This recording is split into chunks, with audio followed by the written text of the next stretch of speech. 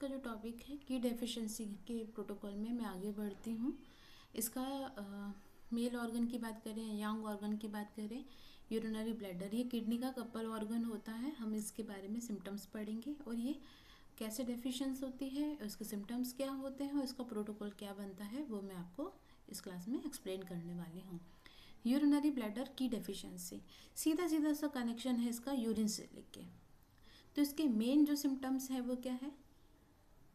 बार बार पेशाब आना, हल्का फीका, हल्का येलो, ठीक है। दूसरा, बहुत ज़्यादा या बार बार यूरिन पास होना, ठीक है। पेशाब पर कंट्रोल ना होना, यूरिन पे कंट्रोल ना कर पाना, ये भी क्या है? यूरिनरी ब्लैडर की डेफिशिएंसी है, ठीक है। दूसरा आता है बेड वेटिंग। ये भी जैसे कि मैंने पिछली वीडियोस में कहा था कि कई बार बेड वेटिंग की प्रॉब्लम बड़े लोगों में जब होती है तो स्पाइन में प्रॉब्लम होती है, तब जाके उनको ब्रेन को सिग्नल नहीं जाता। छोटे बच्चे जो बेड वेटिंग करते हैं उनके लिए ये प्रोटोकॉल बहुत अच्छा काम करता है, ठीक है। आप इसको अप्लाई कर सकते हैं छोटे बच्चों के अंदर जब यूरिन या बेड वेटिंग की प्रॉब्लम होती है, ठीक है। अब आते हैं इसमें मेन एक की सिम्टम्स है कि शरीर के निचले हिस्से में पेन हो और वो पेन ऐसा हो कि आगे की तरफ भी आ रहा हो, ठीक है। अब इसको समझते हैं कि ये क्यों होती है, इसकी की डेफिशिएंसी क्यों होती है। डेफिशिएंसी कई बार एक्सेस ऑफ सेक्सुअल एक्टिविटीज़ की वजह से किडनी का यांग खराब होता है।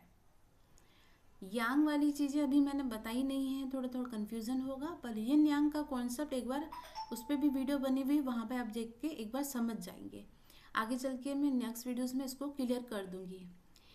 किडनी यांग का जब प्रॉब्लम होता है तो पेशेंट या एक्सेस सेक्सुअल एक्टिविटीज़ करने की वजह से भी ये प्रॉब्लम आती है।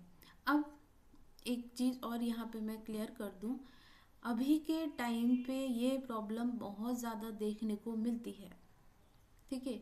कम एज के बच्चों में भी ये चीज़ें बहुत डेवलप होने लगी हैं, तो उसकी वजह से भी ऐसा नहीं है कि एज फैक्टर की बात करें तो यहाँ पे एज फैक्टर नहीं है।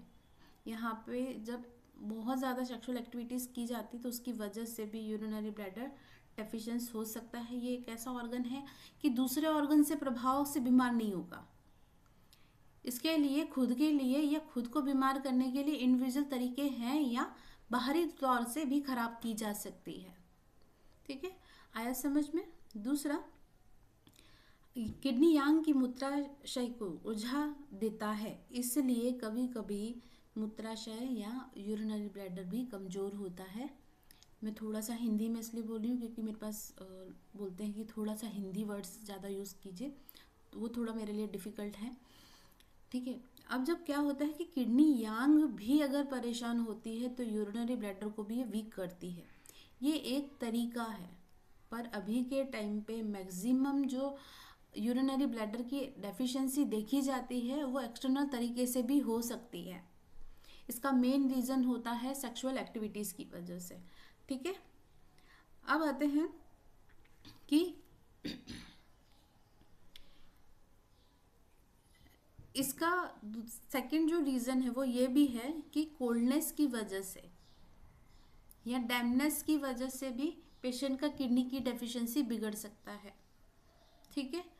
बहुत ज़्यादा ठंडी जगह पर रहना, बार बार यूरिन पास करना। आपको पता है कि जब हमें ठंड लगती है तो हमें यूरिन ज़्यादा लगने लगता है, और ये जब चीज़ें बहुत ज़्यादा होती है एक लंबे समय तक एसी या ऐसी चीज़ों में होता है या जहाँ का एनवायरनमेंट या क्लाइमेट ठंडा होता है, तो वहाँ पे लोगों को ये ज़्यादा प्रॉब्लम होती है, यूरिनरी ब्लैडर से रिलेटेड प्रॉब्लम। अब यहाँ पे मिसकंसेप्ट ये होता है कि यूरिन कितना होना चाहिए, पानी कितना पीना चाहिए, इन सब चीज़ों को लेके बहुत सारे मिसकंसेप्ट हैं। जितना मेरी समझ है आगे आने वाली वीडियोस में मैं उसको क्लियर कर दूंगी कि कोल्डनेस है तो यूरिन क्यों ज़्यादा आता है, इसका ऐसा होने से क्यों यूरिनरी ब्लैडर डेफिशिएंसी में जाती है, आगे चल के हम लोग समझेंगे। पर मेन रीज़न यहाँ पे ये होता है कि क्लाइमेट से भी इसका बहुत फ़र्क पड़ता है। दूसरा, डैमनेस या जहाँ पे ह्यूमिडिटी का बहुत ज़्यादा प्रभाव हो, वहाँ पे भी यूरिनरी ब्लैडर के बिगड़ने के चांसेस होते हैं। ह्यूमिडिटी का मतलब ऐसी जगह जहाँ पे वेपोराइजेशन ज़्यादा होती हो, जैसे समुद्री इलाके जहाँ पे होते हैं वहाँ पे लोगों को ज़्यादातर यूरिनरी ब्लैडर की डेफिशिएंसी के प्रोटोकॉल देखने को मिलेंगे, ऐसे पेशेंट आपको मिलेंगे। दूसरा होगा स्प्लीन की डेफिशिएंसी के, यूरिन से रिलेटेड प्रॉब्लम है और बाहर क्लाइमेट में ऐसा है कि ह्यूमिडिटी या डैमनेस बन रही है, तब आपको ये प्रोटोकॉल देखने को मिल सकता है, ऐसे पेशेंट देखने को मिल सकते हैं, या स्प्लीन की डेफिशिएंसी वाले। ठीक है, आगे बढ़ते हैं कि फीमेल्स में यूरिनरी ब्लैडर भी कई बार प्रॉपर काम ना करता है, उसकी वजह से भी यूरिनरी ब्लैडर डेफिशिएंसी होती है। ठीक है,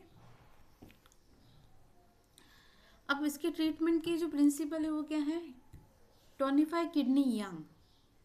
यांग शब्द क्यों बोला जा रहा है, एक छोटे से एग्जाम्पल पे तौर पे समझाती हूँ। किडनी क्या है, कोल्डनेस, यिन। ठीक है, ये जब भी बिगड़ेगी तो अपनी एनर्जी से ही बिगड़ेगी। यिन से मतलब बॉडी में ठंडेपन की वजह से बिगड़ेगी। तो आपका प्रोटोकॉल क्या होना चाहिए, उसकी यांग एनर्जी को बढ़ाना चाहिए, बैलेंस करना चाहिए। मैं फिर से यही चीज़ बोल रही हूँ कि जिन लोगों ने यिन यांग वाला कॉन्सेप्ट नहीं पढ़ा है तो वहाँ पे जाके एक बार वीडियो देख लीजिए तो थोड़ी चीज़ें समझ आ जाएगी। किडनी यिन ऑर्गन है और ये कोल्डनेस है, तो जब ये बिगड़ेगी तो ये क्या करेगी, अपनी ही एनर्जी से बिगड़ेगी। तो इसको ठीक करने के लिए हम लोगों को क्या करना पड़ेगा, यांग को ठीक करना पड़ेगा। ठीक है, दूसरा आता है यूरिनरी ब्लैडर की डेफिशिएंसी को ठीक करना है। तीसरा होता है कि वार्म थेरेपी। अब वार्म थेरेपी के लिए जो बहुत चलन में होती है एक्यूप्रेशर में या एक्यूपंक्चर में, जिसको कहा जाता है मोक्सा। मोक्सा का ट्रीटमेंट साथ में देना हो तो बहुत अच्छे रिजल्ट मिलते हैं।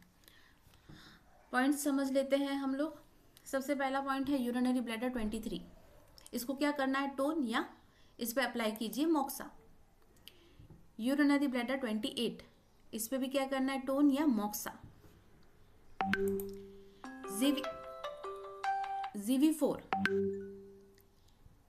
जीवी4 ये भी क्या करना है, टोन या moxa. CV6 tone moxa, CV4 tone moxa. ये हो गया आपका पूरा यूरिनरी ब्लैडर की डेफिशिएंसी का प्रोटोकॉल, इसके सिम्टम्स। जिन लोगों को इससे भी कोई रिलेटेड सवाल हो तो आप मुझे व्हाट्सएप पे मैसेज कर सकते हैं। दूसरी चीज़, जिन लोगों को मेरे वीडियोस अच्छे लग रहे हैं, नो डाउट बहुत सारे लोगों ने मुझे कमेंट करते हैं या पर्सनली भी मुझे मैसेज करते हैं। मुझे बहुत अच्छा लग रहा है कि मेरे पढ़ाने की चीज़ें शायद आपको बहुत अच्छी लग रही। Thank you so much. मिलते हैं नेक्स्ट वीडियो में इसी तरह की एक इन्फॉर्मेटिव वीडियो के साथ।